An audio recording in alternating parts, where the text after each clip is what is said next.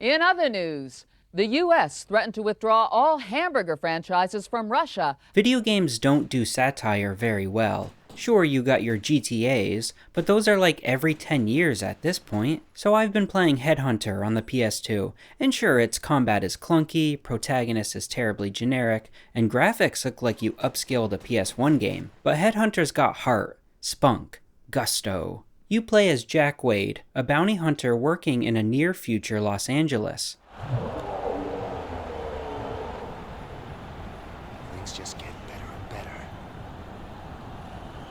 Things go awry when you wake up in a secret lab with amnesia. The setup isn't the most unique, but you don't play Headhunter for the plot. You play it for the setting and, of course, the FMV cutscenes, which I'm always a sucker for. You said it, Kate. Former bounty hunter up against demented criminals. This one could be a real grudge match.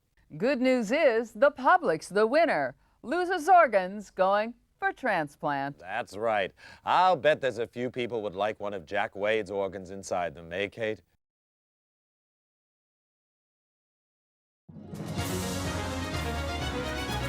Despite being developed by a Swedish developer, Headhunter nails the LA aesthetic.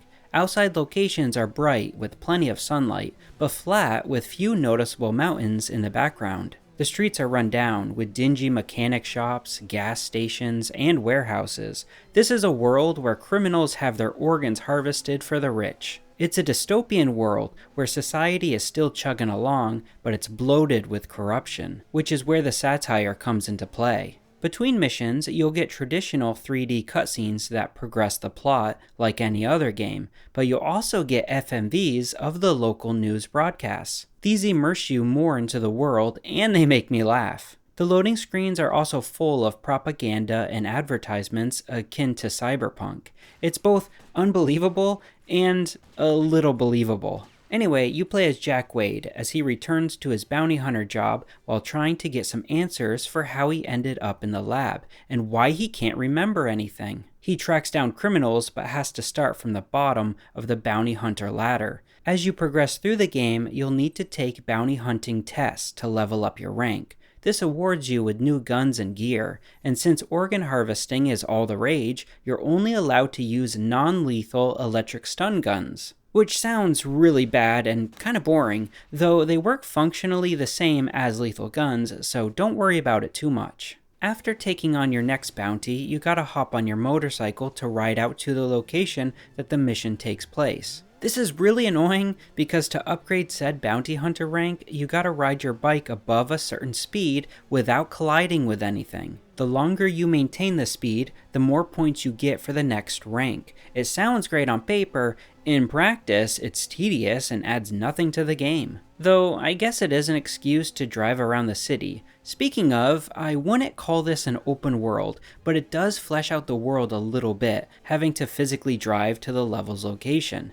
Be warned, it controls like ass, but this is a game from 2002, so I give it some leeway. Think of it like Mafia 1, like there is an open world, but you can't get off your bike, the world serves no purpose other than to rank up, and physically travel to the next location. The shooting, controls, and graphics aren't the greatest either, but they're fine. I think it comes with the territory. I do like the low poly graphics though. They're super clean and have a really nice style that's aged pretty well. Once you arrive at a location, you'll usually face off against some baddies via third-person shooting, though you gotta lock on and fire. It's not a control scheme that's used in modern games that much, but again, you just gotta get used to it. I'm not saying it's bad, it's just clunky and you really gotta meet it on its own terms.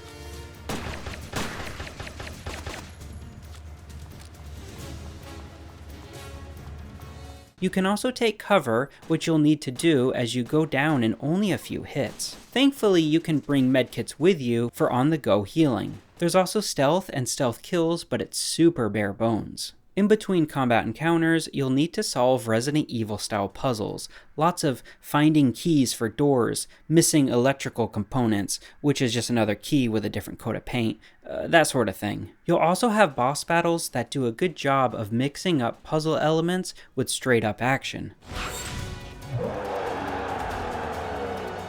guns sound punchy, and I love how enemies blink out of existence when they're dead. It's so retro. You'll also automatically melee bad guys if they get too close, but you gotta be careful because they can do the same to you.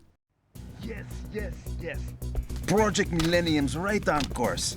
Am I lucky, or am I just the best? You're the best, boss.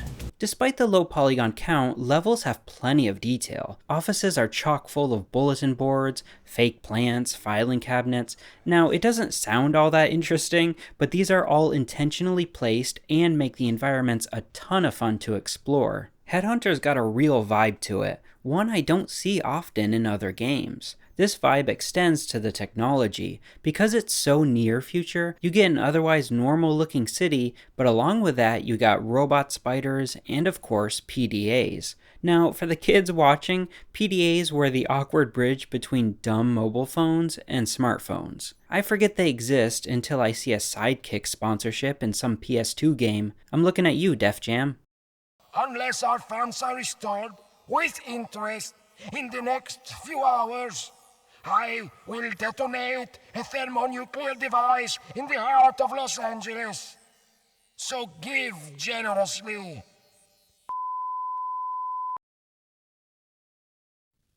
Our apologies for the interruption. And this just in.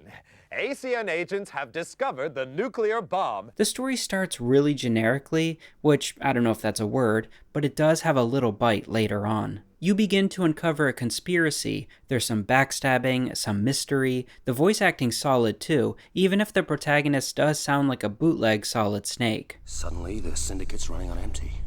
You're not so smart, ass hunter.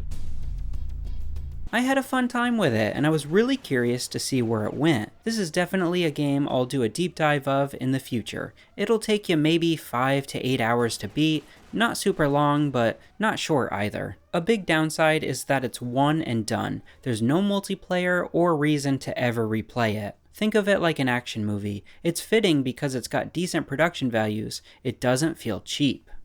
I heard they got something else in there. Some kind of a sick, screwed up experiment. A man thing. Boogeyman, huh? Sounds like a bedtime story. Sleep tight.